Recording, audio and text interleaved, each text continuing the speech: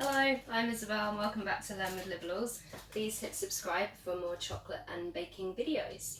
So for September, I'm going to carry on with chocolates. I've gone on a chocolate road, it seems, this year. So I'm just going to go with that. And I'm going to show you how to make some of the bonbons that I've been making.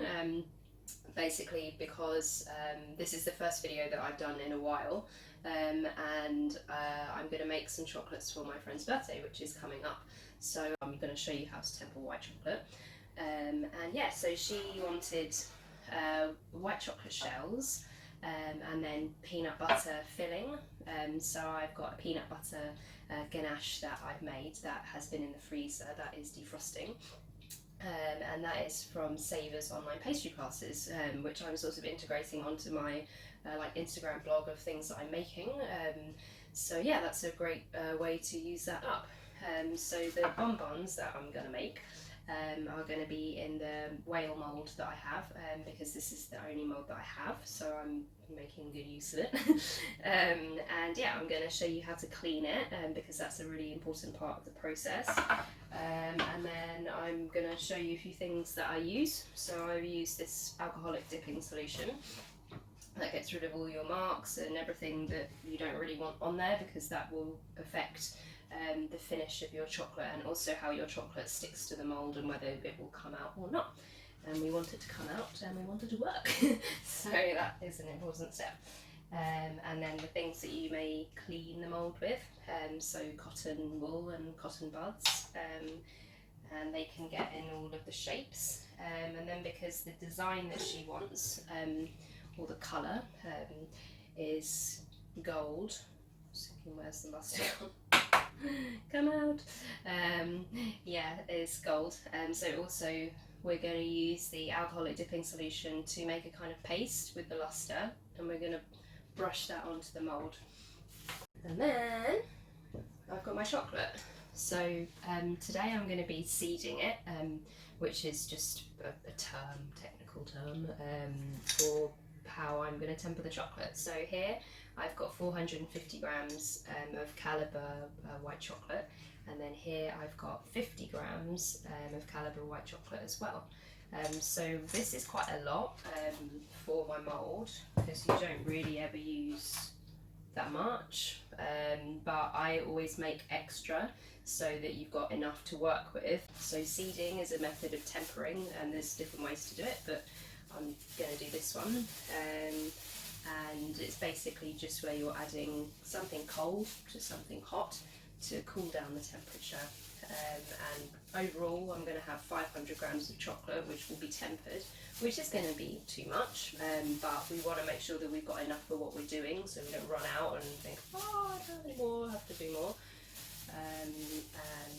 So I'm holding this because when we have too much, we can just pour out our excess on some baking paper, let it go hard, and then break it up, and then put it in a little bag, and then we use it either for chocolates next time, or use it in baking, or eat it, or whatever you want with it.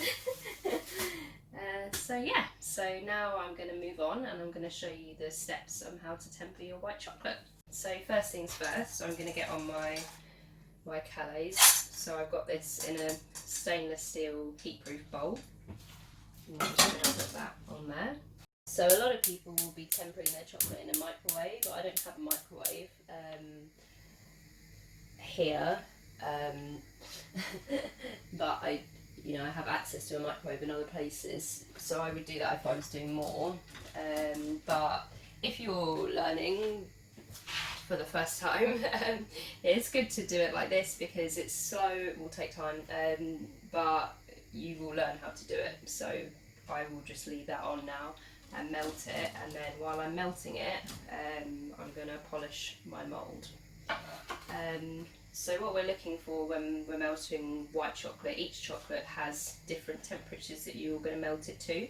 So you've got dark chocolate, milk chocolate, and white chocolate. You also have other chocolates as well, but I will just focus on those. So I'm doing white chocolate because I like white chocolate the best. You want to melt that too. You want to melt the Calais, so the set chocolate, Calais is just the shape.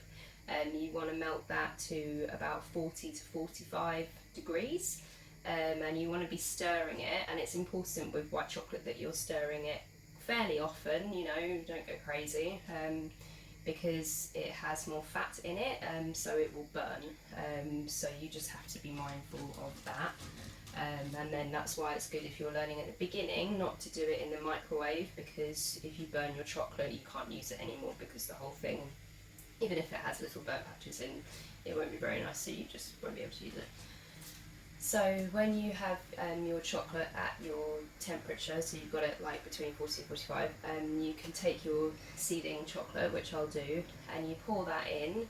You're bringing the temperature down, and then when we're going to bring the temperature down, we want to bring the temperature down to about 29 to 30. Personally, what I do is, if I see it written somewhere and it says, because a lot of people will say different things about the temperature, but that's just a general guide.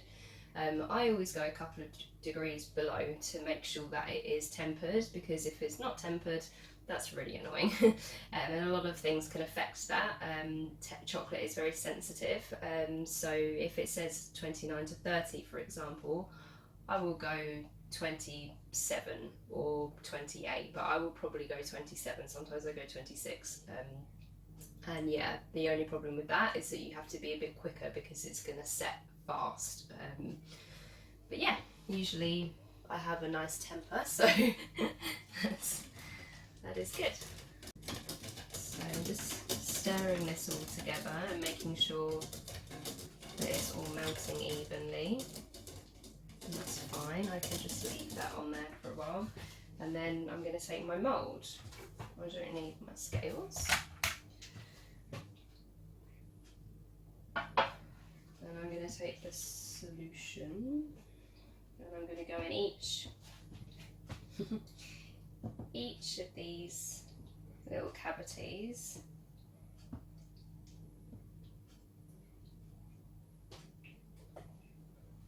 And then I'm going to take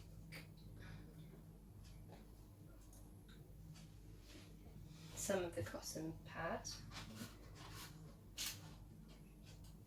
And then as I've gone in here, you want to have this, which is very clean.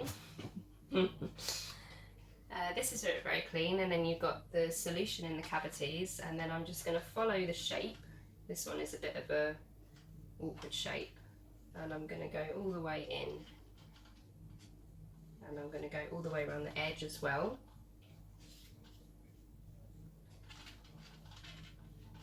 And just try and get in as much of the shape as possible. And then now that I've given it a once over, I've gone around the first time, I'm going to go around the surface, and I'm going to go around the edge, because when you're filling your chocolates, really important is that you want it to seal very nicely, and if it has any residue of anything on there, it's not going to seal properly. So also why we're cleaning the mould is that if you have any bits of oil or bits of fat or anything really, dirt, you won't be able to get a shine. That's from the tempering, and also it won't stick to the mould. The surface of it and the design, I guess, will not really work, and it might not even stick to the mould. So it's quite important to kind of spend a bit of time like polishing your mould. So I've just taken off the chocolate now, and it's all melted. We don't have any lumps in, that's quite important. So if you stir it properly, like fairly regularly, then you're not going to have any lumps in, so it's all going to be even when we add in the next batch of Calais. So I'm going to give it a stir and all around the edge, because chocolate will cool and set, so you don't really want any bits that are set at the edge that are going to affect what's going on inside. So that looks good.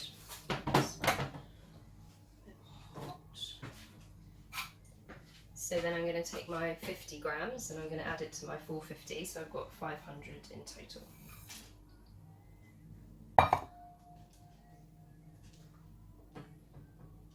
And then I'm just going to do the same. I'm going to stir it really well. And then I'm just going to leave that now somewhere else. Right, so I've got the chocolate here and we're pretty much nearly all melted. We don't really have any lumps. We're on about 31 at the moment, so we want to go down another 4 or 5 degrees. So what I did to speed it up was I just whacked it in the fridge and I've left it there. But now, because we're not too far away, I'm going to take it out of the fridge so that we don't get any kind of hard bits or anything like that around the edge. So we're all at the right temperature. And I've actually gone to about 27, even about 26, but yeah, I'd say it's in between, and that should be really good. So I'm just going to give it more of a stir. We haven't got any lumps in there.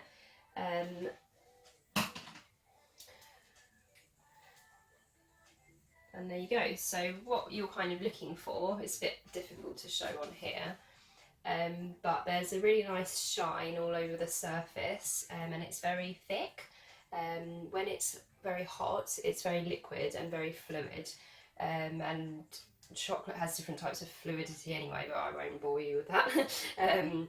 But you know, that's how you can tell if you were not using a thermometer or if you were using a scraper to temper it. You would really be looking for those kind of characteristics.